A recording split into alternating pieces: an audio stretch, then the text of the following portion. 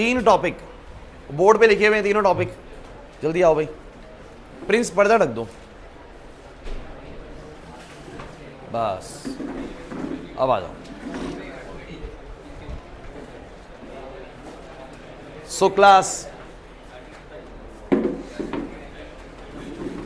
देखिए, मैंने ना आप लोगों को लास्ट क्लास एक टॉपिक कराया था भाई, चुप होने के लिए बार बार ना बोलना पड़े, ध्यान सुन लो, ठीक है।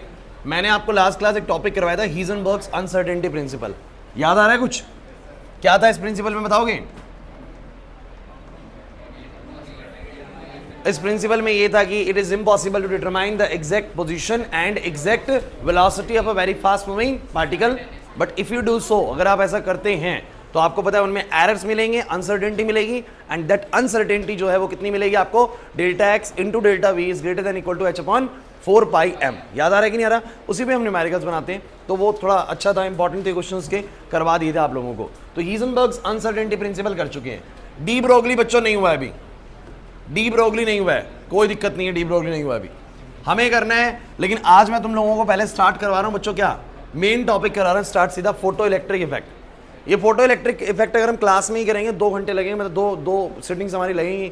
आज के में आधा ही हो पाएगा और आधा नेक्स्ट क्लास में हो जाएगा, लेकिन बहुत बहुत ज़्यादा इंपॉर्टेंट टॉपिक है, एग्जाम के अंदर ये आने के चांसेस बहुत हाई रहते हैं, ठीक है। सो इसको कर लेते हैं, हमने पहले करा नहीं है भाई, चलो इसी को करते हैं स्टार्ट। इसको पढ़ने से पहले, फोटो इलेक्ट्रिक इफेक्ट को स्टार्ट करने से पहले हमें कुछ बेसिक बातें वेव्स को लेके पता होनी जरूरी है, तभी हमें समझ में आएगा कि ये फोटो इलेक्ट्रिक इफेक्ट होता क्या है। सो गाइस, वेव्स क्या होता है पहले मुझे सब बच्चे बताओ भाई, किसको पता है वेव्स क्या होती है एग्जैक्टली?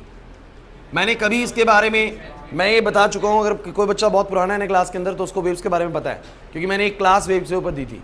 आज थोड़ा सा मैं उसी के ऊपर दोबारा बताऊंगा और फिर फोटो इलेक्ट्रिक इफेक्ट में स्टार्ट करेंगे। सो गाइस, क्या होती है वेव्स? किसी ने बोला था अभी कुछ यहाँ पर? It is some disturbance, it is some disturbance which carry some energy from one point to another point। बच्चों बहुत इंपॉर्टेंट है, ढंग से सुनिएगा। वेव किसे कहा जाता है? वेव कहा किसे जाता है? वेव यहां पर सिर्फ एक साइंस का टर्म नहीं है, वेव यहां पर किसी भी चीज के लिए इस्तेमाल किया जाता है, बस कोई भी ऐसी चीज जिसने एक पॉइंट से दूसरे पॉइंट पे एनर्जी कैरी करी हो। जैसे कि मैं आपको एग्जांपल देता हूं, मैंने बताया भी था, स्कूल में बहुत सारी साइकिलें लगी पड़ी है लाइन से, किसी एक बच्चे ने एक साइकिल गिरा दी, अब उसने एक पॉइंट पे एनर्जी पैदा करी, लेकिन आपको पता है वो साइकिल जो वहां गिरेगी वो गिरते गिरते गिरते गिरते गिरते गिरते लास्ट वाली साइकिल को भी गिरा देगा। तो ये क्या है बताओ जरा? ये एक ऐसा डिस्टर्बेंस है जो किसी एक पॉइंट पे एनर्जी थी और वो एनर्जी उस पॉइंट से इस पॉइंट तक कैरी होगी, उसको हमने बोलो क्या बोला? वेव बोला। क्या बोला उसको? वेव। और एग्जाम्पल समझते हैं। स्कूल में आप बहुत सारे बच्चे लाइन में लगे हुए हो, होता है, तो पीछे से कोई एक शरारती बच्चा होता है जो पीछे से लाइन में धक्का दे देता है। जैसे ही वो ऐसा धक्का देता है, आप देखते हैं कि वो डिस्टर्बेंस कहाँ तक जाती है, वो एनर्जी कहाँ तक जाती है, आगे वाले बच्चे तक कहीं ना कहीं तो धक्का लगता है। तो बोलो ये भी क्या है? बोलो ये भी एक वेव है। वेव माने क्या? दोबारा समझो, वेव माने क्या? ये कोई डिस्टर्बेंस होती है जो एनर्जी कैरी करती है किसी एक पॉइंट से दूसरे पॉइंट पर। आपने कोरोना को वेव का नाम क्यों दिया? सोच के बताओ, कोरोना को वेव का नाम क्यों दिया? सर चाइना का बंदा राम विहार नहीं आया था, है ना? कोई चाइना का बंदा राम विहार आके कोरोना फैला के गया क्या? नहीं ना, या ना यहाँ का बंदा कोई चाइना गया था, लेकिन फिर भी यहाँ पर कोरोना आ गया था। क्यों आ गया था? बोलो ये भी एक वेव थी। वेव मतलब क्या? Wave is some disturbance which carry some energy from one point to another. ये एक डिस्टर्बेंस होती है जो कि एक पॉइंट से दूसरे पॉइंट पे एनर्जी कैरी करती है। वो पॉइंट चल के यहाँ तक नहीं आया, चाइना का कोई पर्सन यहाँ तक चल के नहीं आया, लेकिन वहाँ की डिस्टर्बेंस यहाँ पहुँच गई, एक एनर्जी वहाँ की यहाँ पहुँच गई। ऐसी चीज़ों को बोलो क्या बोलते हैं? वेव। साइकिल गिराई थी, वो एनर्जी उस पॉइंट की वहाँ पहुँच गई, ये भी वेव है। ह्यूमंस में मैंने धक्का दिया तो ये जो धक्के वाली एनर्जी है ये यहाँ से वहाँ पहुँच गई, मेरे बिना गए, तो ये भी बोलो क्या है? वेव है। So wave is nothing but it is some disturbance. ये कोई डिस्टर्बेंस हो सकती है, ये कोई एनर्जी हो सकती है जो कि एक पॉइंट से दूसरे पॉइंट पे ट्रैवल करती है। क्लियर हुआ कि नहीं हुआ? समझ नहीं आया सर? लेकिन हम जो वेव्स के बारे में बात करेंगे ना, हम बात करेंगे वेव्स, इलेक्ट्रोमैग्नेटिक वेव्स के बारे में। ये वेव्स कैसी हैं? आप लोग जानते हैं कि वेव्स का कोई भी फॉर्म है, मैं सारी वेव्स लिख देता हूँ बच्चों। गामा रेज, एक्स रेज, सुना इनके बारे में? अल्ट्रावायलेट रेज, ये मैंने पढ़ाया तुम लोगों को यार, है ना? विजिबल रेज, इंफ्रारेड रेज, भले ही थोड़ा सा रिपीट हो जाए कोई दिक्कत नहीं है, लेकिन ये आपको अच्छे से आना चाहिए भाई। माइक्रोवेव्स एंड रेडियो वेव्स, ये वेव्स के बारे में पढ़ना है, यही हमारे आसपास सबसे ज़्यादा प्रैक्टिकल यूज़ में सातों वेव इस्तेमाल होती हैं। कहाँ कहाँ इस्तेमाल होती है थोड़ा बहुत उनका मैं हिंट दे दूंगा, लेकिन हमें समझना है एक्चुअली में फोटो इलेक्ट्रिक इफेक्ट में जितना इसका इस्तेमाल है ना वो सारा पढ़ना पड़ेगा भाई। पहले वो सारी बेसिक बातें करेंगे, then we will start the photo electric effect. So guys ये सब वो वेव्स हैं जिनके बारे में पढ़ना होता है। अब इन वेव्स में क्या क्या चीज़ें अलग होती हैं तो मैं तुम्हें बताता हूँ। वेव किस फॉर्म में होती है, आप लोग जो पढ़ते हैं वेव कुछ ऐसी होती है, ऐसी पढ़ी सबने वेव। ये जो रेडियो वेव आ रही है रेडियो स्टेशन से, आपके घर में एफएम बज रहा है, टीवी चल रहा है, सिग्नल्स आ रहे हैं, ऑल दीज सिग्नल्स आर मतलब जो आ रहे हैं वो किसकी फॉर्म में आ रहे हैं, बोलो वेव्स की फॉर्म में। ऐसे वेव्स आती हैं कहीं से और आपके टीवी तक पहुंचती हैं, आपके रेडियो तक पहुंचती हैं और ये वेव्स आके आपको कुछ ना कुछ भाई रिजल्ट देती है। सो मैंने ये कहा कि कोई भी जो वेव है वो इस फॉर्मेट में आती है, सब बच्चे इस फॉर्मेट में आती है, ऐसे चलती हुई आती है, ठीक है। अब इस वेव के पास कई सारे करेक्टरिस्टिक्स हैं, कुछ इसकी खासियत है, जैसे कि सुनिएगा, इसकी अपनी बोलो क्या होती है, एक फ्रीक्वेंसी, फ्रीक्वेंसी को डिनोट करते हैं न्यू से। अच्छे से सीखना बहुत ज़्यादा ज़रूरी चीज़ है। फ्रीक्वेंसी एक होती है इसकी वेवलेंथ, जिसको हम लैम्डा से डिनोट करते हैं। एक होती है इसकी स्पीड या वेलोसिटी, जिसको हम वी से डिनोट करते हैं। मेरी बात समझना भाई, मैं आपको दो वेव दिखाऊंगा, आप बताना किस वेव की फ्रीक्वेंसी ज़्यादा है। पहले भी हमने कुछ ऐसे ही करा था, अभी भी वैसे ही करेंगे। आप बताना किस वेव की फ्रीक्वेंसी ज़्यादा है, सोच समझ के जवाब देना, जल्दी मत करना कुछ भी। ऊपर जो है वो वेव नंबर 1 है, this is your wave number 1 and मैं अब वेव नंबर 2 बना रहा हूं, ठीक है। तो वेव नंबर 2 देखिएगा,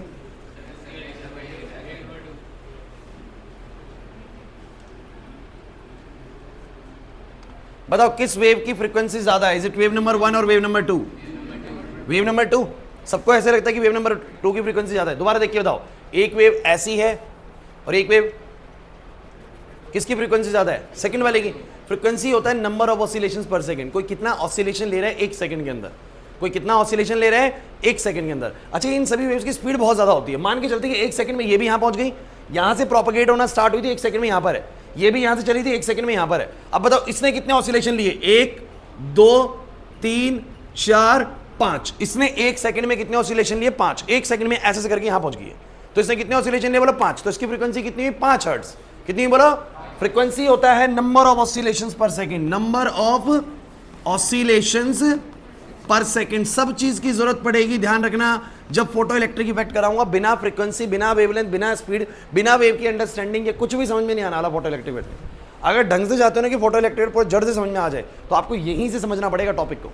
क्लियर हो रहा है? सो मैंने बोला कि मेरे पास दो वेव्स आपके सामने, एक वेव नंबर 1 है, एक वेव नंबर 2 है। विच वेव हैज मोर फ्रीक्वेंसी? आपको क्लियर हो गया, wave number 2 has a more frequency. क्यों भाई ऐसा?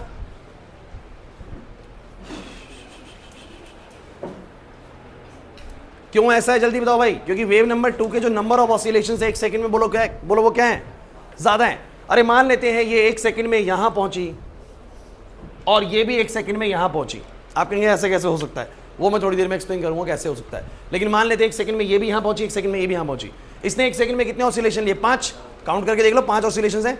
ये एक ऑसिलेशन है, फिर 2, तो ऐसे इसने कितने लिए? 1 2 3 4 5। ऐसे में इसने कितने लिए?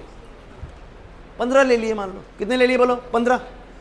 एक सेकंड में ऊपर वाली वेव ने कितने ऑसिलेशंस दिए? हाँ भाई, यहां पर ध्यान दो। ऊपर वाली वेव ने कितने ऑसिलेशन लिए? 5। इसने एक सेकंड में कितने लिए? 15। तो उसकी फ्रीक्वेंसी 5 हर्ट्ज है, इसकी फ्रीक्वेंसी 15 हर्ट्ज है। नहीं है बात समझ में? तो फ्रीक्वेंसी किसकी ज्यादा होती है? सब बच्चे बोलो, फ्रीक्वेंसी किसकी ज्यादा होती है? जो ज्यादा नंबर ऑफ ऑसिलेशन लेता है एक सेकंड के अंदर। ऑब्वियसली बात है, जितनी देर में ये एक ऑसिलेशन लेता है ना, वैसे दिमाग लगा लो, जितने में ये एक ऑसिलेशन लेता है, ये 1 और 2 या 3, लगभग 3 ऑसिलेशन लेता है। वो एक ऑसिलेशन लेता है, ये 3। तो फ्रीक्वेंसी किसकी ज्यादा? बोलो इसकी ज्यादा। क्लियर हुआ कि नहीं हुआ? दूसरी बड़ी इंपॉर्टेंट चीज, वेव लेंथ किसकी ज्यादा? वेव लेंथ किसकी ज्यादा? तो वेव लेंथ क्या होता है बच्चों? एक वेव की जो लेंथ होती है, बस सिंपल, आप लोग पढ़ते हैं क्रस्ट से क्रस्ट, छोड़ो। एक वेव की जो लेंथ होती है, एक वेव गिरा, एक वेव गिरा, ये जो वेव की लेंथ होती है इसको बोलो क्या बोलते हैं? Wave length. तो वेव लेंथ ये होगी। इसकी वेव लेंथ बताओ, इसकी वेव लेंथ बताओ। इसका λ2 देखो, λ2 थोड़ा छोटा है भाई। एक वेव की लेंथ थोड़ी छोटी है, इस वेव की लेंथ थोड़ी बड़ी है। अब मुझे ध्यान से सोच के बताओ, इसकी अगर फ्रीक्वेंसी μ1 है, इसकी फ्रीक्वेंसी μ2 है, इसकी वेवलेंथ λ1 है, इसकी वेवलेंथ λ2 है, तो फ्रीक्वेंसी किसकी ज्यादा? वंश, फ्रीक्वेंसी किसकी ज्यादा? नीचे वाले की। बट वेवलेंथ पता किसकी ज्यादा? ऊपर वाले की, क्योंकि सर इसकी वेवलेंथ λ1 बड़ी है, इसकी λ2 छोटी है। तो मैंने बोला जिसकी फ्रीक्वेंसी ज्यादा है उसकी वेवलेंथ बोलो क्या होती है? कम। तो मैं बोलूँगा अगर फ्रीक्वेंसी में ऐसे लिखूँ μ1 μ2 और वेवलेंथ लिखूँ λ1 λ2, तो बोलूँगा दूसरे वाले की फ्रीक्वेंसी ज़्यादा है और पहले वाले की वेवलेंथ ज़्यादा है। या मैं ये भी कह सकता हूँ, ध्यान से सोच के दिखाना भाई, एक वेव ऐसे चल रही है, इसकी फ्रीक्वेंसी कम है, इसकी फ्रीक्वेंसी ज़्यादा है, लेकिन जिसकी फ्रीक्वेंसी ज़्यादा है उसकी वेवलेंथ कम है, और जिसकी फ्रीक्वेंसी कम है उसकी वेवलेंथ ज़्यादा है, उसके बड़े बड़े कदम है। इसका मतलब फ्रीक्वेंसी और वेवलेंथ रिलेशन में बोलो कैसे होते हैं, इनवर्सली रिलेट होते हैं, फॉर्मूला बनना शुरू हो चुका है। वेवलेंथ और फ्रीक्वेंसी कैसे रिलेशन में होते हैं, inversely. We will use this concept in the photo electric effect. तो आपको पता होना चाहिए भाई ये कि फ्रीक्वेंसी और वेवलेंथ ऐसे हवा में नहीं, मैं आपको सीधा बोल रहा हूँ कि फॉर्मूला याद कर लो mu is equals to c by lambda, मैं नहीं बोल रहा बिल्कुल भी। मैं नहीं बोलूँगा आप लोगों को इज इक्वल्स टू में h न्यू डायरेक्ट याद कर लो, उसके बाद न्यू को c बाय लैम्डा, सब कुछ पढ़ना पड़ेगा, सारा कॉन्सेप्ट समझेंगे क्या चीज़ है, उसके बाद फोटो इलेक्ट्रिक करने में मजा आएगा बिल्कुल। और वो टॉपिक मैं इससे ज़्यादा जरूरी बोल रहा हूँ, 12th क्लास के अंदर फिजिक्स में वो टॉपिक है, पूरा चैप्टर है उसके ऊपर, फोटो इलेक्ट्रिक इफेक्ट के ऊपर पूरा चैप्टर दिया हुआ 12th में, फिजिक्स के अंदर, वो भी केमिस्ट्री में नहीं है, फिजिक्स का टॉपिक है वो। सो गाइस सब बच्चे मुझे बताओ, पहली चीज़ आपको समझ में आ गई कि किसी भी वेव की अगर फ्रीक्वेंसी ज़्यादा है तो वेवलेंथ क्या होगी, कम, और अगर फ्रीक्वेंसी कम है तो वेवलेंथ क्या होगी, ज़्यादा। आशीष नहीं आ रही बात समझ में, यहाँ पर ध्यान दो। अच्छा, जो मैंने जितनी भी वेव्स दिखी, इन वेव्स का मैं आपको फर्क बता देता हूँ क्या है। जितनी भी वेव्स बोर्ड में मेंशन है ना बच्चों, इसमें बता देता हूँ कि उस तरफ से आते हुए इस तरफ फ्रीक्वेंसी इंक्रीज होती है। कैसे इंक्रीज क्या इंक्रीज होती है बोलो? और अगर इसकी फ्रीक्वेंसी मैक्सिमम है, सोचो इसकी फ्रीक्वेंसी सबसे बड़ी है क्योंकि उधर से आते हुए फ्रीक्वेंसी बढ़ रही है ना। ये वाली वेव अगर ऐसी है ना, रेडियो वाली वेव अगर ऐसी है तो ये वाली थोड़ी सी और ज्यादा ऐसी, ये वाली और ज्यादा ऐसी, और ये वाली बिल्कुल ऐसी है। तो मतलब उधर से इधर आते हुए फ्रीक्वेंसी बोलो क्या हो रही है, ज्यादा हो रही है। अच्छा, अगर फ्रीक्वेंसी इसकी सबसे ज्यादा है तो वेवलेंथ इसकी सबसे कम होगी और उसकी सबसे, तो इस ऑर्डर में क्या बढ़ रहा होगा? बहुत अच्छे। अरे नहीं आ रहा समझ में, नहीं आ रहा ना समझ में। तो जिस तरफ वेवलेंथ सबसे ज्यादा उसकी फ्रीक्वेंसी सबसे कम, जिस तरफ फ्रीक्वेंसी सबसे ज्यादा उसकी वेवलेंथ सबसे कम, क्योंकि इनवर्स रिलेशन होता है भैया, इसमें क्या सोचना है। और मैं अगर आपको वेव का पैटर्न दिखा दूं ना, तो छोटा सा वेव का पैटर्न देख लीजिए। गामा वाली ना कुछ ऐसी होती होंगी, गामा वाली कुछ ऐसी होती होंगी, ये गामा है। और अगर मैं रेडियो पे चला जाऊं तो रेडियो कुछ ऐसी होती होंगी। अब देखो दोनों में फर्क देखो, दोनों में फर्क देखो। जितना मैं उधर जाता जाऊंगा फ्रीक्वेंसी वेव की क्या होती जाएगी, बढ़ती जाएगी। जितना मैं इस तरफ आ रहा हूँ वेव्स की फ्रीक्वेंसी क्या हो रही है, बढ़ रही है, और वेवलेंथ क्या हो रही है, घट रही है, क्योंकि वेवलेंथ और फ्रीक्वेंसी एक दूसरे के इनवर्स रिलेशन होता है इन वेव्स। अच्छा, कोई आपसे पूछे कि बताओ इन सातों वेव्स में क्या फर्क होता है, बताओ क्या फर्क होता है? सर फ्रीक्वेंसी का और वेवलेंथ का। उस तरफ वाली वेव्स की ज़्यादा, उस तरफ जितना जाएंगे ना सर फ्रीक्वेंसी कम होती जाती है, वेवलेंथ ज़्यादा होती जाती है। जितना इस तरफ आएंगे सर फ्रीक्वेंसी ज़्यादा होती रहती है, वेवलेंथ कम होती रहती है। सर फर्क होता है फ्रीक्वेंसी का और वेवलेंथ का। क्लियर हुआ या नहीं हुआ, मुझे जल्दी बोलो भाई। अच्छा, मैं हल्का हल्का यूज़ बता देता हूँ। जो गामा रेडिएशंस होती है ना, इनका इस्तेमाल कैंसर ट्रीटमेंट में होता है। ये बड़ी हाई पेनिट्रेटिंग वेव्स होती हैं, मतलब ऐसी पेनिट्रेटिंग, मतलब इनके पास एनर्जी बहुत ज़्यादा होती है। आप खुद सोच के बताओ कौन सी वेव के पास एनर्जी ज़्यादा है, इसके पास या इसके पास? इसके पास ना, जिसकी फ्रीक्वेंसी ज़्यादा है। तो ये इतनी पेनिट्रेटिंग होती है, दीवार में से घुस जाएंगी। यहाँ से मैंने गामा रेज भेजी ना, इस दीवार को चीरते हुए बाहर निकल जाएंगी। एक्सरे भी तो यही करती है। एक्सरे क्या करती है, आपकी बॉडी में घुस जाती है, होता है कि नहीं होता? तो गामा रेज भी ऐसी होती हैं, हाई एनर्जेटिक वेव्स होती हैं, पेनिट्रेटिंग वेव्स होती हैं, घुस जाती हैं किसी में भी। तो ये जो वेव्स होती है ना, इस साइड वाली जो वेव्स होती हैं, बुलेट जैसी वेव्स होती हैं। हल्का हल्का बस जान लेते हैं, ज़्यादा डिटेल में बात नहीं करूँगा इसकी, क्योंकि हमें मुद्दे पे आना है। ये कैसी वेव्स होती हैं बोलो? बुलेट लाइक वेव होती हैं, बुलेट लाइक वेव होती हैं। बुलेट लाइक मतलब कि पेनिट्रेट बेटर। ये पेनिट्रेट होते हैं बच्चों, अच्छे से पेनिट्रेट मतलब घुस जाती हैं किसी भी चीज़ में। एक्सरेज घुस जाती है, गामा रेज। हल्क मूवी देखी है ना आप लोगों ने? हल्क के साथ वो जो चेंजेस आए थे उसके ब्लड सेल्स वगैरह में, क्या आए थे? गामा रेडिएशन की वजह से आए थे। गामा रेडिएशन बॉडी में चली गई थी। अरे नहीं आ रहा समझ में। लेकिन एक्सरे भी जा सकती है, उसकी फ्रीक्वेंसी भी हाई है, लेकिन इससे कम है। उसके बाद अल्ट्रावायलेट रेज नहीं जाती है, मतलब थोड़ा बहुत जाती है। आपको पता है सन से अल्ट्रावायलेट रेडिएशन आती हैं और हमारी स्किन के अंदर तक अल्ट्रावायलेट रेडिएशन चली जाती हैं। और आपको शायद पता भी होगा, जो हमें टैनिंग होती है बेसिकली, जो बेसिकली हाथ काले पड़ जा रहे हैं धूप में घूमने की वजह से, तो किस वजह से होते हैं? अल्ट्रावायलेट रेडिएशन आती हैं, स्किन के अंदर घुसती हैं। अंदर घुसने के बाद वो हमारी बॉडी में एक मेलेनिन नाम का केमिकल पैदा करते हैं। मेलेनिन केमिकल पैदा होता है, जिसकी वजह से क्या होता है? स्किन काला पड़ने लगता है। होता है कि नहीं होता? टैनिंग बोल देते हैं इस चीज़ को। ये भी जाती है अंदर, लेकिन उतनी पेनिट्रेटिंग नहीं होती जितनी कौन होती है? एक्सरे। और एक्सरे उतनी पेनिट्रेटिंग नहीं होती जितनी कौन होती है? गामा। और ये तो पेनिट्रेटिंग होती नहीं, विजिबल तो पेनिट्रेटिंग होती नहीं। क्या ट्यूबलाइट की रोशनी अंदर जा रही है मेरे? नहीं सर, आ रही है, निकल जा रही है टकरा के, अंदर नहीं जाएगी। समझ रहे हैं बात को? और धीरे धीरे जितना मैं इधर जाऊंगा, ये रेज अंदर नहीं जाती है, ये टकरा के मुड़ जाती है इधर उधर। रेडियो वेव्स भी ऐसी हैं। सो गाइस ध्यान रखना, ये बुलेट जैसी होती हैं, और ये जो राइट साइड पे मैंने लिखी है बच्चों, ये वाटर जैसी होती हैं। वाटर जैसी बोलने का मतलब क्या?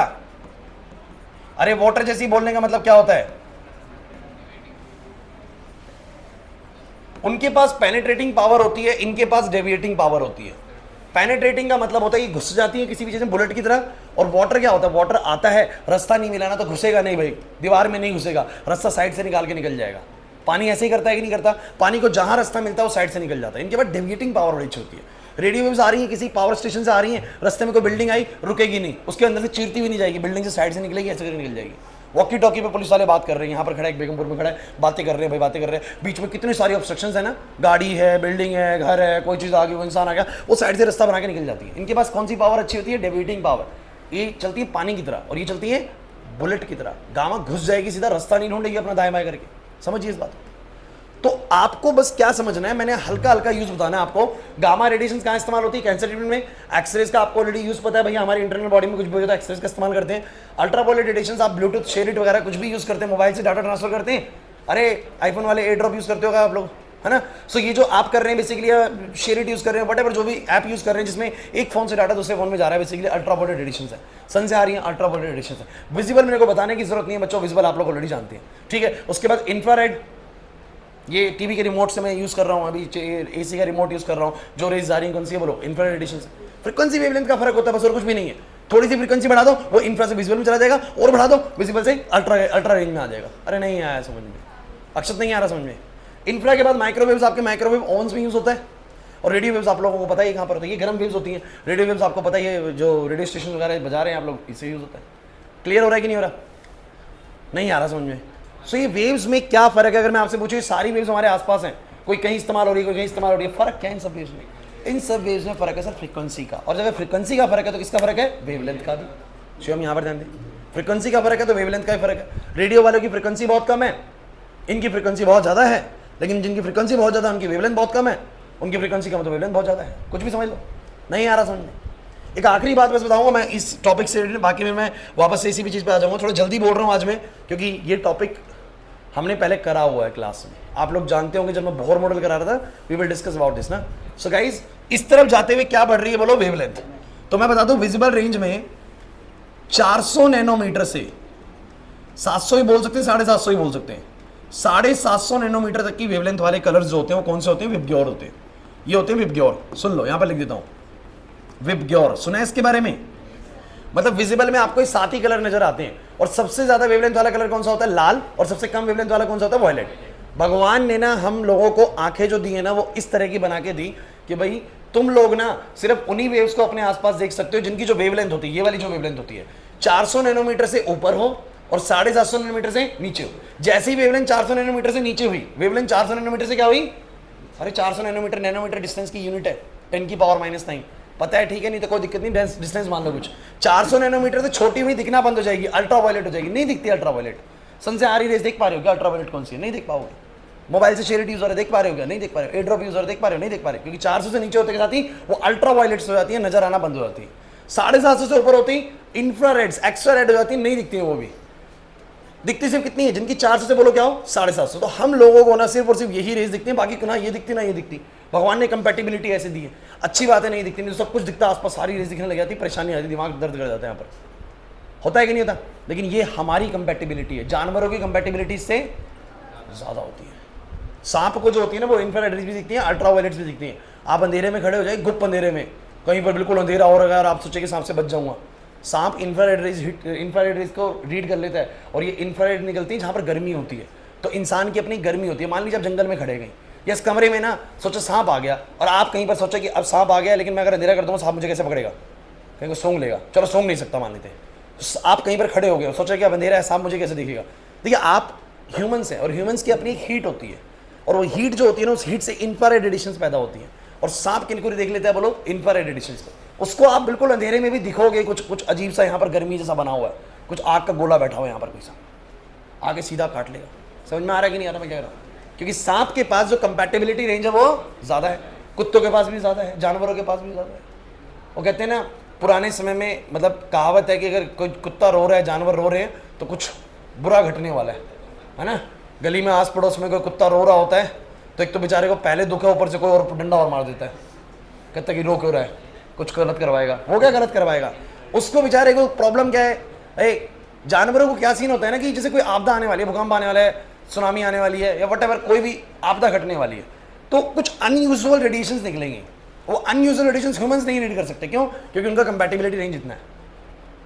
जानवर का क्या है, जानवर इंफ्रा भी कर लेगा, अल्ट्रा भी कर लेगा। उसको आज कुछ दिखा, 5 मिनट बाद कुछ कंपन होने वाली है, थोड़ा सा उसको आभास हो गया, कुछ रेडिएशन जनरेट होना स्टार्ट हो गई है, कुत्ते को दिख गई है, भेड़िए को दिख गई है, क्या करने लग जाएंगे? सब रोना शुरू कर देंगे, कुछ तो अजीब हो रहा है भाई आज। वो रोते हैं, 5 मिनट बाद सुनामी आ जाती है, कहते इन्हीं को पता था, पता नहीं इन्होंने लेके आई, ये रो रहे थे, इनके चक्कर में सुनामी आई। इनके चक्कर में सुनामी नहीं आई, सुनामी आ रही थी, इनको पता था पहले से, बेचारे रो रहे थे। समझ में आ रहा है कि नहीं आ रहा? तो ये पिटते हैं फिर बाद में। तो ये कंसेप्ट जो है वो कंपैटिबिलिटी रेंज का है। हम लोगों को कंपैटिबिलिटी जो होता है वो इतना होता है, जानवरों का इससे ज़्यादा होता है। उस तरफ भी देख सकते हैं, इस तरफ भी देख सकते हैं। क्लियर हो रहा है कि नहीं हो रहा, मैं क्या कह रहा हूँ? सो गाइज एक बात तो कंफर्म है, गाइज प्लीज, जब मैं वेव्स की बात करूं तो आप लोग समझ जाए कि वेव सर ने बोला तो वेव कुछ ऐसा, लेकिन कोई ऐसा भी हो सकता है और कोई, किसी की फ्रीक्वेंसी ज्यादा भी हो सकती है और फ्रीक्वेंसी कम भी, वेवलेंथ ज्यादा या वेवलेंथ कम। लेकिन एक बड़ी मजे की बात मैं आपको बताता हूं, ये जितनी भी रेडिएशंस हैं, बताओ रेडियो यहां से मैंने रेडियो को भेजा, रेडियो कैसे जाएगी? और गामा को भेजा, गामा कैसे जाएगी? ऐसे जाएगी। अब ये सबसे इंपॉर्टेंट पॉइंट है, अगर ये आप समझ गए तो बिल्कुल हमारा खेल बन जाएगा। यहां पर फॉर्मुला समझ में आ जाएगा, mu is inversely proportional to wavelength. किसी बच्चे को डाउट है तो मुझे जल्दी बोल दो भाई, जिसकी फ्रीक्वेंसी ज्यादा है उसकी वेवलेंथ बोलो क्या है, कम। कहते हैं इन सभी वेव्स में एक चीज कांस्टेंट होती है, वो उनकी होती है स्पीड। ये सारी वेव्स एक ही स्पीड से चलती हैं, that is the speed of light, that is speed of. इन सब की स्पीड बोलो क्या होती है, सिमिलर होती है। मतलब कि बच्चों अगर मैं ये कहूं ना कि मैंने जेएमएस के आगे से रेडियो वेव जनरेट करी, मैंने देखा स्टैंड पे देखता हूं रेडियो वेव पहले पहुंचेगी या गामा पहले पहुंचेगी, मैंने गामा भी जनरेट करी, इधर भाई मैंने गामा भी जनरेट करी, मैंने रेडियो भी जनरेट करी। इधर हो जाओ तुम, पीछे छुपे हो उसके, बिल्कुल साइड में जाओ, साइड में जाओ, नहीं छुपो मत ना, बिल्कुल इधर देखो तुम क्लास में, हाँ ऐसे, उसके पीछे होंगे, पीछे कुछ हो गया।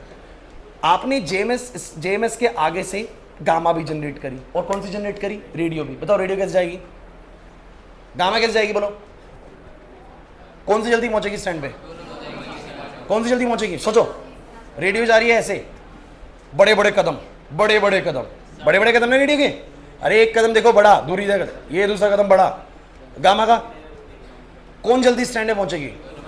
दोनों साथ में, क्योंकि सर आप बोल रहे स्पीड सेम है। सर होता है बच्चों ऐसा, लेकिन कुछ बच्चों को लगता है गामा जल्दी कैसे पहुंच जाती है, गामा तो छोटे छोटे कदम रख रही है। लेकिन कोई बच्चा बता सकता है कि ऐसा कैसे हो रहा है? स्पीड सेम है लेकिन ऐसे कैसे हो गया? इसके तो कदम बहुत छोटे हैं, इसका छोटा सा कदम है, उसका बड़ा कदम है।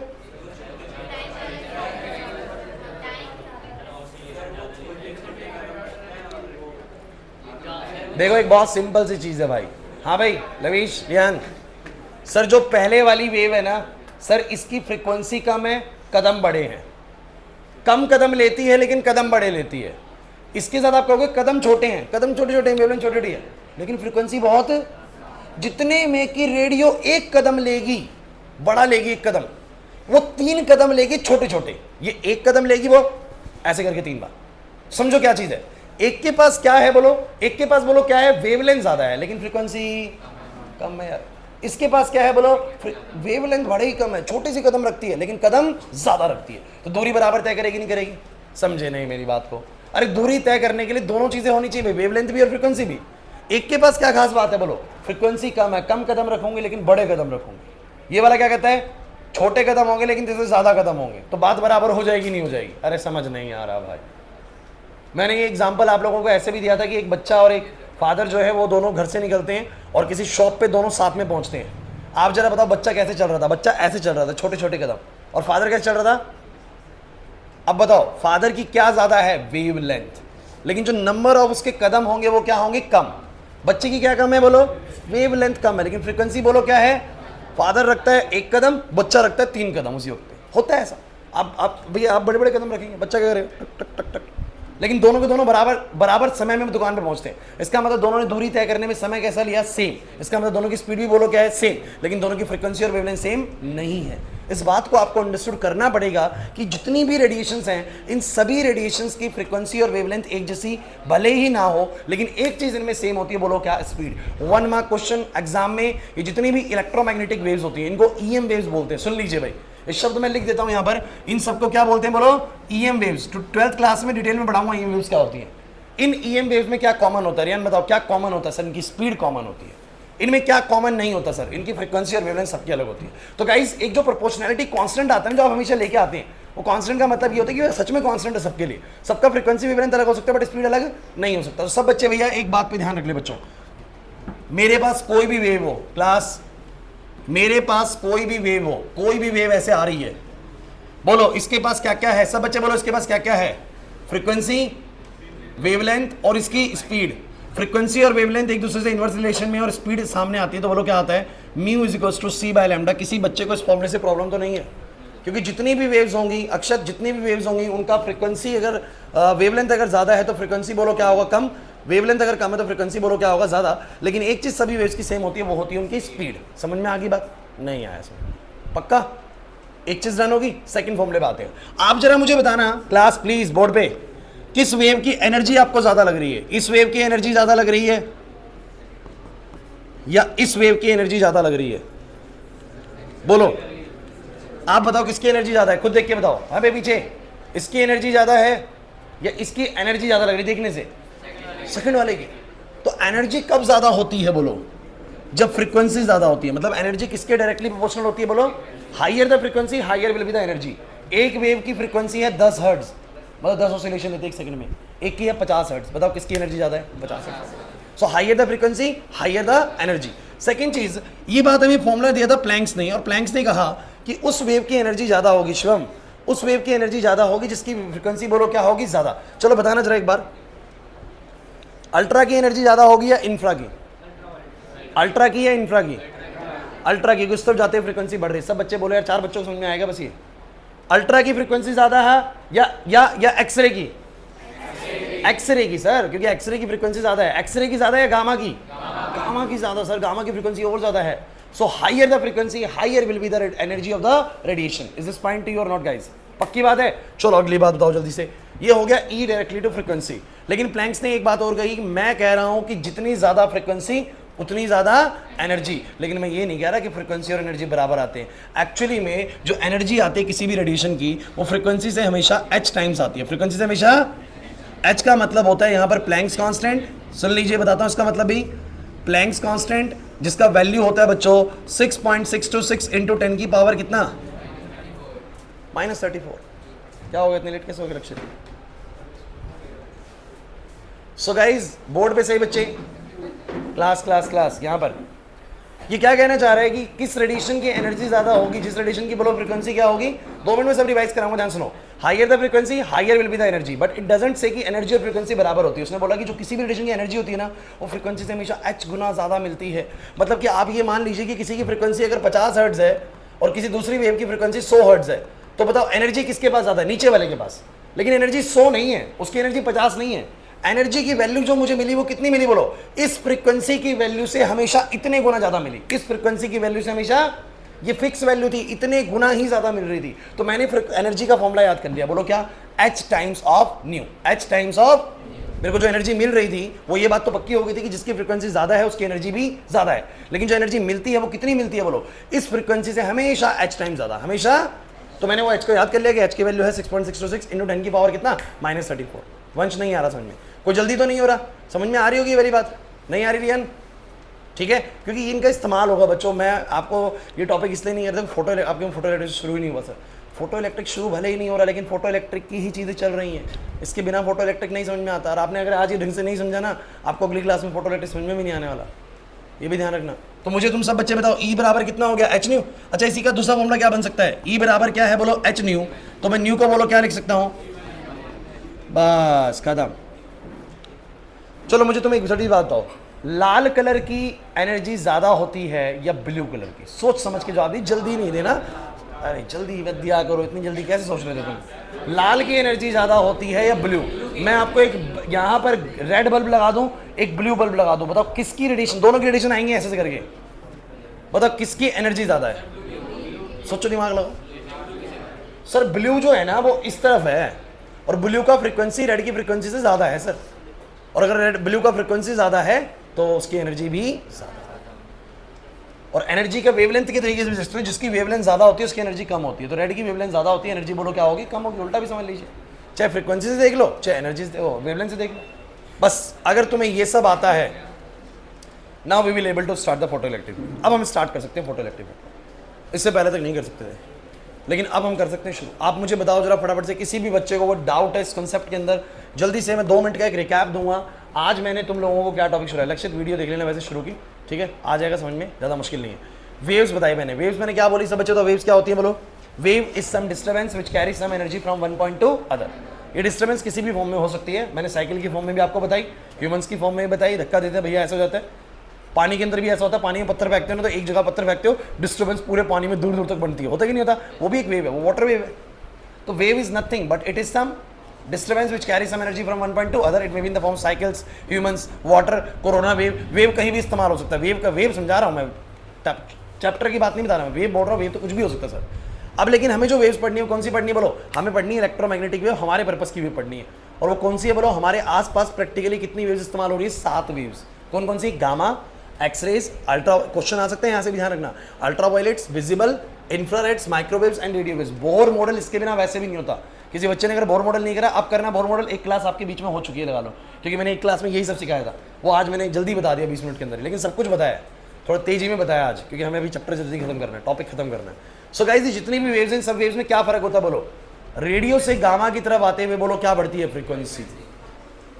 और इनकी फ्रीक्वेंसी अगर सबसे ज्यादा है तो वेवलेंथ सबसे कम है, क्योंकि पता है फ्रीक्वेंसी बहुत ज्यादा तो वेवलेंथ बहुत कम। अब मुझे बताओ तुम ये तीनों पैरामीटर्स तुम रिलेटेबल हो तुम्हारे लिए, तुम्हें पता है कि वेव की फ्रीक्वेंसी क्या होती है, पता है सर, कितने ऑसिलेशंस एक सेकंड में, वेव की वेवलेंथ पता है सर, पता है सर, एक वेव कितना ऑसिलेट करके कितनी दूरी बनाती है उसकी वेवलेंथ होती है, और स्पीड कितनी दूरी तय कर रही है उसकी स्पीड होती है। तो क्या वेव देख के बता देते हो कि इसकी फ्रीक्वेंसी ज्यादा है, जिसकी फ्रीक्वेंसी ज्यादा उसकी वेवलेंथ कम, तो फ्रीक्वेंसी और वेवलेंथ का रिलेशन बोलो कैसा, इनवर्स। लेकिन इन सभी वेव में एक चीज सेम बोलो, उनकी क्या, स्पीड, सबकी प्रोपगेशन स्पीड सेम है सर। कोई बोले कि सर ऐसा कैसे हो सकता है कि ये वेव और ये वाली वेव बराबर दूरी तय करे, अरे यहाँ से गामा को छोड़ दो, यहाँ से एक्सरे को छोड़ दो, 50 किलोमीटर दूर भी जाके देखोगे दोनों बराबर बराबर पहुंच चुकी होंगी। यहाँ से 50 किलोमीटर दूर जाके लगा दो भैया कि यहाँ पर कौन पहुंचेगा पहले, बराबर पहुंचेगी सर। क्यों, क्योंकि जो रेडियो वाली है उसके कदम बड़े होते हैं, वेवलेंथ बड़ी होती है, लेकिन फ्रीक्वेंसी कम होती है, और इसके भले कदम छोटे होते हैं लेकिन फ्रीक्वेंसी बहुत ज्यादा होती है। वो 1 कदम रखती है तो इतनी देर में 5 कदम रखती है, दूरी बराबर तय कर देती है। इसलिए क्लियर हुआ कि नहीं हुआ, है ना। सो इसलिए बोलते हैं फ्रीक्वेंसी और वेवलेंथ इनवर्स रिलेशन में होते हैं, लेकिन एक चीज सब में सेम होती है, बोलो क्या होती है उनकी स्पीड, और सबकी स्पीड बोलो कितनी होती है, स्पीड ऑफ लाइट के बराबर होती है, 3 × 10⁸ मीटर पर सेकेंड। नहीं आया समझ में, पक्की बात है।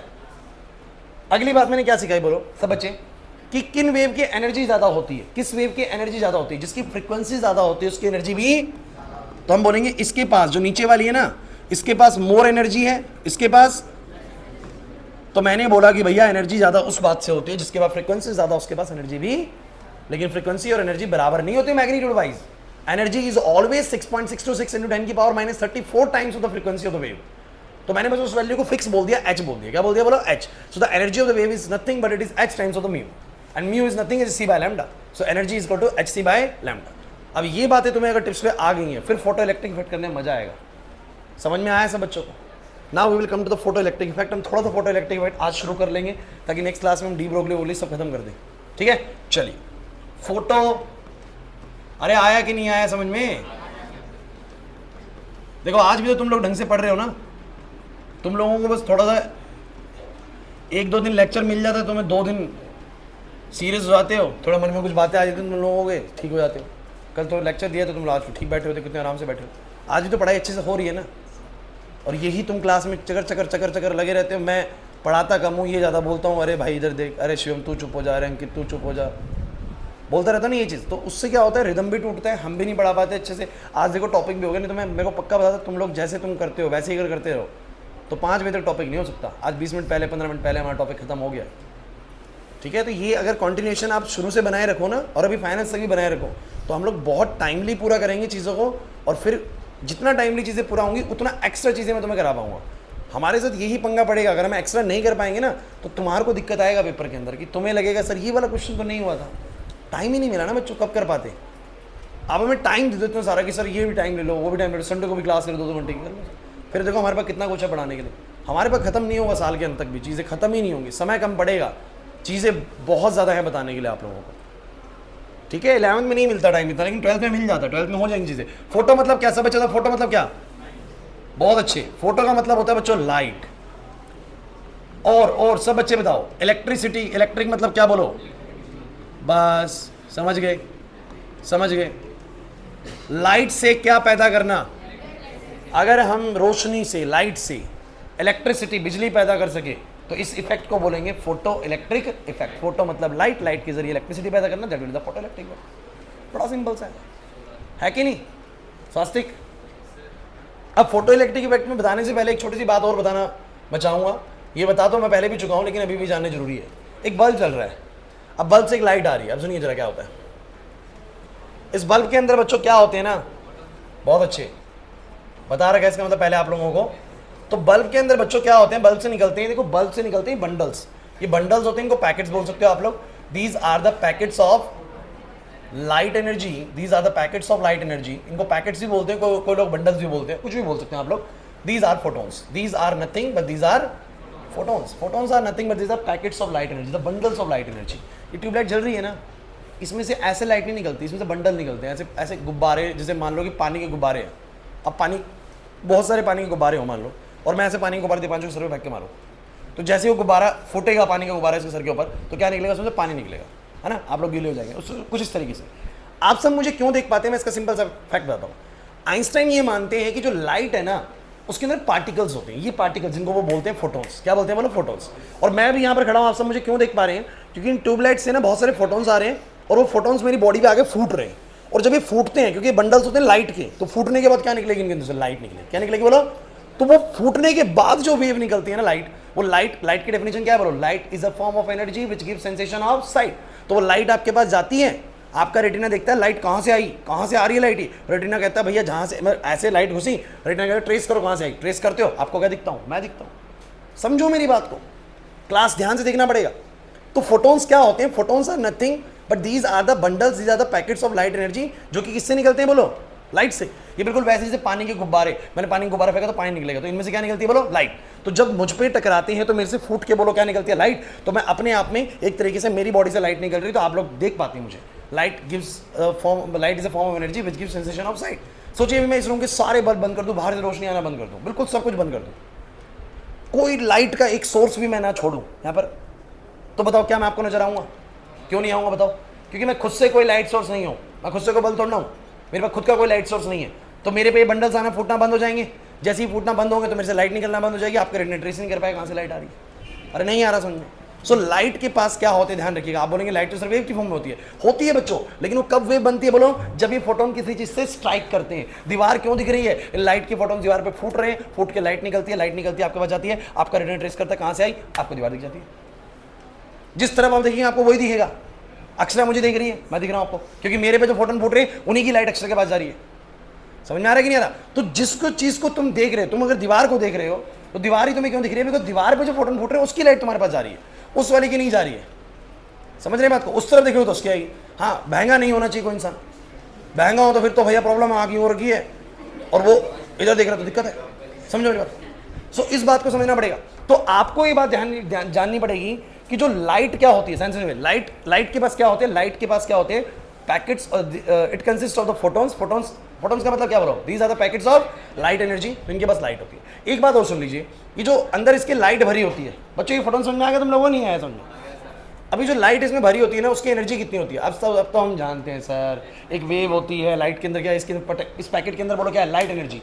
और लाइट एनर्जी की बोलो कितनी होती है, E इक्वल्स टू बोलो कितना, H इक्वल टू बोलो कितना, हर फोटोन के पास कितनी एनर्जी है बोलो, E equals to 12th class में तो आप पढ़ोगे, 11th में तो इसका इस्तेमाल नहीं है। अगर कोई इसकी नेट एनर्जी पूछे ना, इस लाइट की नेट एनर्जी पूछे, तो आप बोलोगे h न्यू हर एक के पास है, और n times of h new. n बोलो क्या होता है, नंबर ऑफ फोटोन्स। n क्या होता है बोलो, ये मैं तुम्हें अभी बता रहा हूँ, 12th में ज़्यादा डिटेल में बात करेंगे इसकी। लेकिन हर फोटोन के पास कितनी एनर्जी होती है बोलो, h न्यू। क्लियर हुआ कि नहीं हुआ?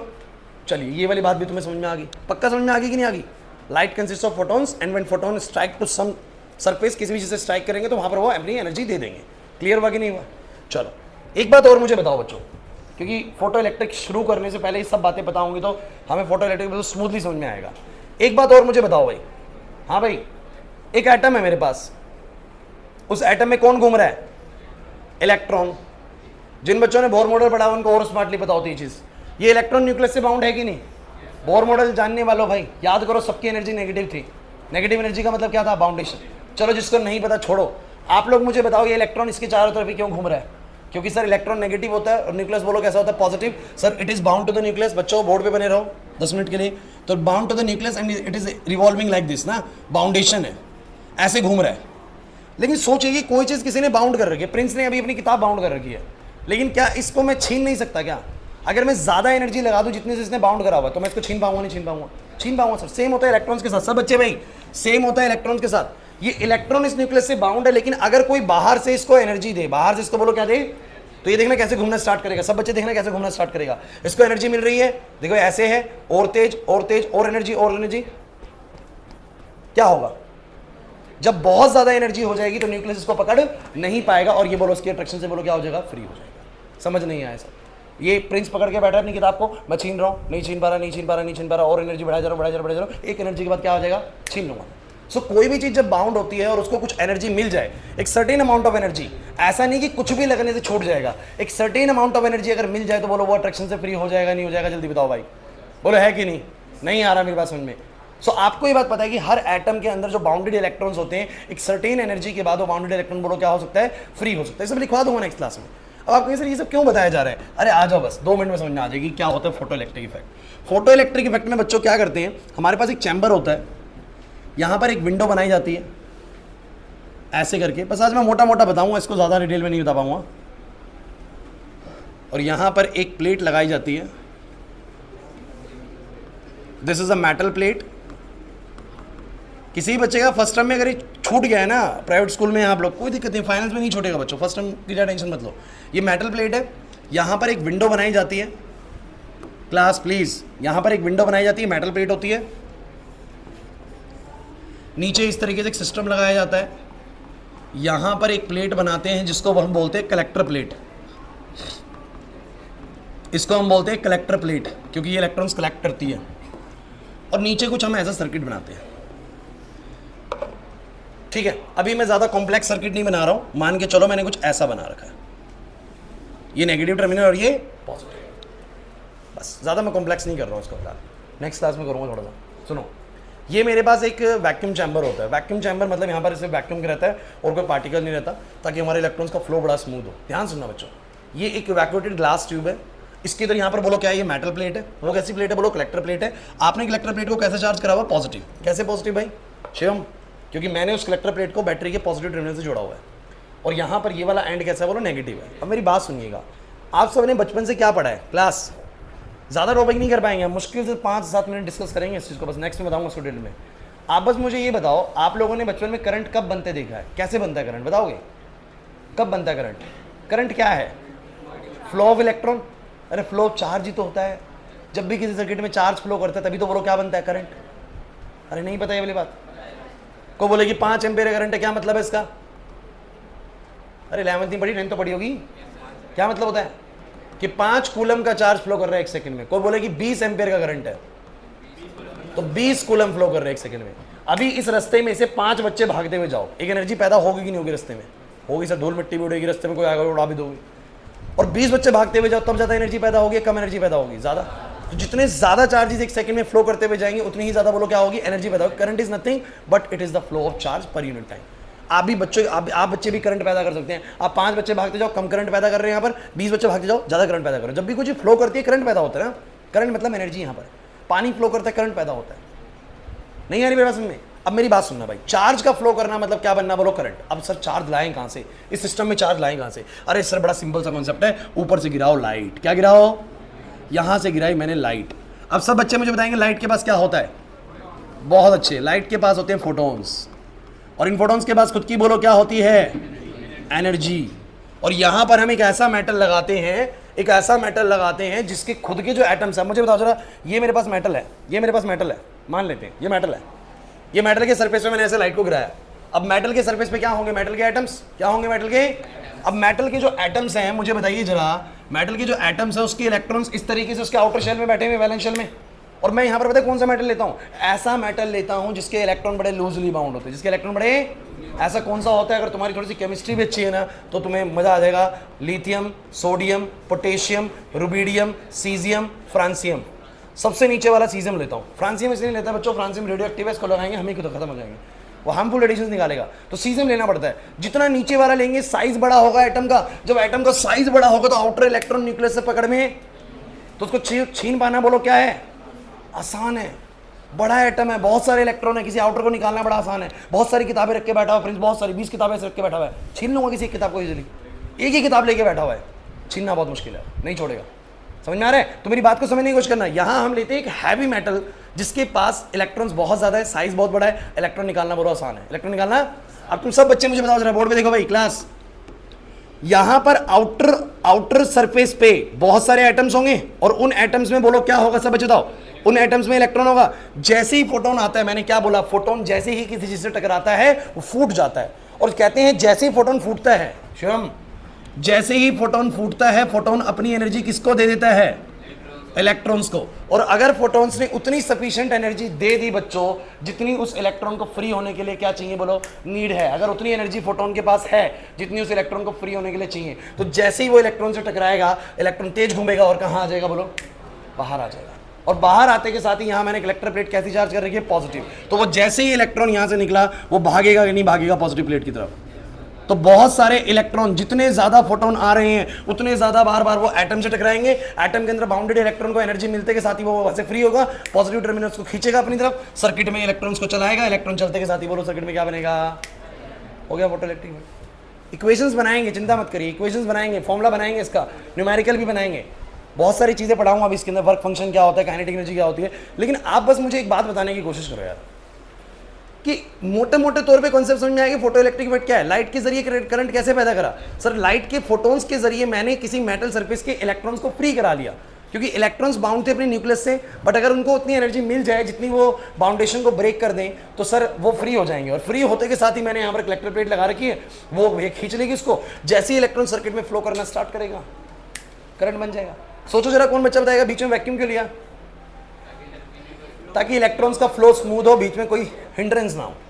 अरे क्लियर हो रहा है कि नहीं हो रहा, प्रेम नहीं आ रही बात समझ में, पक्की बात है। मैं नेक्स्ट क्लास में जो तुम लोगों को वो बताने वाला हूँ ना इक्वेशन, उसका बड़ा सिंपल सा फंडा पता है क्या है, कि एक इक्वेशन बनेगी जिसमें यहाँ पर जो चीज होती है ना उसको वर्क फंक्शन बुलाते हैं, इसको बुलाते हैं वर्क फंक्शन, क्लास प्लीज, इसको बुलाते हैं वर्क फंक्शन। और ये जो इलेक्ट्रॉन चलता है उसके पास क्या होती है, बोलो, काइनेटिक एनर्जी। वो यूं कहता है कि अगर इसके पास एनर्जी, बस हल्का सा हिंट दे रहा हूं, बताऊंगा अगली क्लास में, 50 जूल की एनर्जी है, और इसका वर्क फंक्शन पता है कितना है, इसका वर्क फंक्शन बच्चों 30 जूल है। 30 जूल वर्क फंक्शन का मतलब होता है इसको फ्री होने के लिए कितनी एनर्जी चाहिए थी, 30 जूल। जैसे इससे छीनने के लिए मुझे 30 जूल चाहिए, इसको बोलते हैं वर्क फंक्शन। डिटेल में बताऊंगा वर्क फंक्शन क्या होता है। It is the minimum amount of energy required to remove the loosely bound electron from the metal surface. Metal के सरफेस से लूजली बाउंड इलेक्ट्रॉन निकालने में जो एनर्जी लगती है वो क्या होती है, बोलो, वर्क फंक्शन। तो मुझे बताओ 50 जूल का फोटोन गिरा, 30 जूल तो खर्च हो गया होगा निकालने में, क्योंकि निकाल रहा होता एनर्जी तो खर्च होगी यार। मुझे बताओ जरा काइनेटिक एनर्जी कितनी होगी। अरे बस आ गया तुम्हें समझ में, हो तो गया। इक्वेशन यही बनाऊंगा, E बराबर में बोलो क्या, 5 प्लस में ये एनर्जी दो काम में स्पेंड होगी, पहली वर्क फंक्शन में जो बच जाएगी वो क्या होगी, बोलो, तो इन दोनों का सम मिला के ही बोलो क्या होता है, एनर्जी। समझ नहीं आया सर, इसी को पढ़ाने वाला हूँ मैं नेक्स्ट क्लास में। मतलब ये मान के चलिए कि नेक्स्ट क्लास में आधे घंटे में फोटो इलेक्ट्रिक सारा खत्म हो जाएगा। आज हमने काफ़ी सारा चीज़ समझ लिया है, लेकिन मोटे मोटे तौर पे समझा, डिटेल अभी फोटो इलेक्ट्रिक की नहीं हुई है खत्म।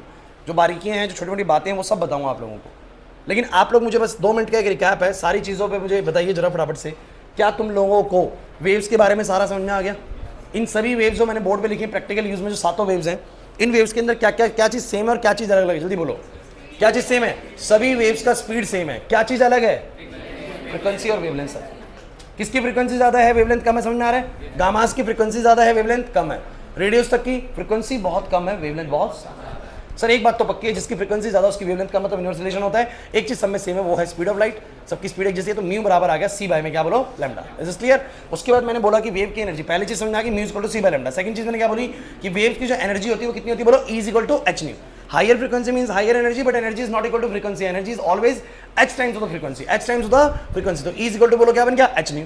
न्यू को लिख दिया c बाय लैम्डा। तो दूसरा फॉर्मूला ये वाला हो गया भाई, पहला mu equal to c by lambda, second one is E equal to h nu. स्वास्थ्य बात समझ में आ रही है। तीसरी चीज मैंने तुम्हें समझाने की कोशिश करी कि लाइट के पास अपने क्या होते हैं, फोटॉन्स, और हर फोटोन के पास कितनी एनर्जी होती है, बोलो, h new. Every photon has energy of h new. समझो मेरी बात को। और जब भी कोई एनर्जी किसी इलेक्ट्रॉन को मिलेगी, तो इलेक्ट्रॉन, आपको पता है, every electron is bounded to the nucleus with some strength. But अगर हम उसको एनर्जी देंगे तो हो सकता है उस बाउंडेशन को, बोलो, क्या करते हैं, फ्री। बट एक सफिशिएंट अमाउंट में एनर्जी मिलनी चाहिए, ऐसे नहीं कि कुछ भी दे दो एनर्जी फ्री हो जाएगा। क्या बच्चा छीन पाएगा प्रिंस से किताब को, नहीं छीन पाएगा ना। तो एनर्जी ज्यादा होनी चाहिए तब किताब को छीन सकते हैं भाई। तो यहाँ पर बोलेंगे एक सफिशिएंट अमाउंट ऑफ एनर्जी अगर किसी एटम के इलेक्ट्रॉन्स को मिल जाए तो वो इलेक्ट्रॉन्स, बोलो, क्या हो सकते हैं, फ्री हो सकते हैं। कल ही समझाऊंगा इसी एनर्जी को जितनी चाहिए होती है इलेक्ट्रॉन निकालने के लिए क्या बोलते हैं, क्या बोलते हैं, वो एनर्जी जो इलेक्ट्रॉन को निकालने के लिए चाहिए क्या बोलते हैं, वर्क फंक्शन। क्या बोलते हैं उसको? अरे नहीं आ रहा समझ में? तो ये फोटॉन्स वाली बात समझ आ गई। इसके ऊपर जब लाइट गिरेगी तो इलेक्ट्रॉन निकलेगा, वो क्या होता है बोलो, work function. Concept photo electric effect का कैसे समझ में आया? सर जब भी लाइट गिरती है तो लाइट के फोटोन्स के पास एनर्जी होती है, वो फोटोन जैसे ही इलेक्ट्रॉन से स्ट्राइक होता है उसकी सारी एनर्जी किसको मिल जाती है, इलेक्ट्रॉन्स को। और अगर वो सफिशिएंट एनर्जी है तो इलेक्ट्रॉन यहाँ से बोलो क्या हो जाएगा, फ्री। अगर मेरी लाइट की एनर्जी इस वर्क फंक्शन से ज्यादा है, कंडीशन है लाइट की एनर्जी वर्क फंक्शन से बोलो क्या है, ये 50 है, यहाँ पर 30 चाहिए, तो सर काम बन जाएगा, 20 का बच के भी जाएगा काइनेटिक एनर्जी। और इलेक्ट्रॉन जैसे फ्री होगा फ्लो करेगा सर्किट के अंदर, करंट बन जाएगा। और इक्वेशन समझ में आया आपको, E = 5 में की। अच्छा एक छोटा सवाल है, लास्ट सवाल, उसके बाद खत्म कर रहे क्लास को। मुझे बताओ अगर इस एनर्जी की रेडिएशन 25 जूल हो और यहाँ पर वर्क फंक्शन 30 जूल हो, क्या फोटो इलेक्ट्रिक इफेक्ट होगा? क्यों नहीं हो रहा बताओ? इलेक्ट्रॉन छुड़ाने के लिए 30 जूल चाहिए था सर, वर्क फंक्शन 30 है, लेकिन आपके पास एनर्जी फोटोन्स के पास कितनी है बोलो, 25 है सर, तो सर फ्री नहीं हो पाएगा। ये 1 फोटोन 1 इलेक्ट्रॉन फिनोमेना होता है, एक फोटोन एक इलेक्ट्रॉन टकराता है, सर नहीं हो पाएगा, फिर फोटो इलेक्ट्रिक इफेक्ट देखने को नहीं मिलेगा। सबको समझ आया कि नहीं आया? Mu = C/λ, E = h/nu। Third thing जो मैंने बोली आप लोगों को, फोटो इलेक्ट्रिक इफेक्ट का एक नॉर्मल सेटअप मैंने समझाने की कोशिश करी है, वो सब आ गया कि नहीं आ गया समझ में?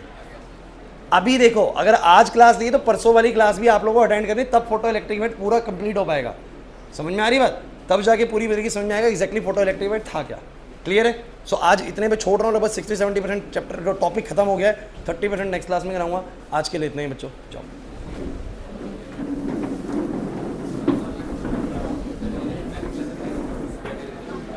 और मैथ्स की क्लास जिनकी है वो रुक जाएंगे भाई, आज नया चैप्टर कुछ कराऊंगा।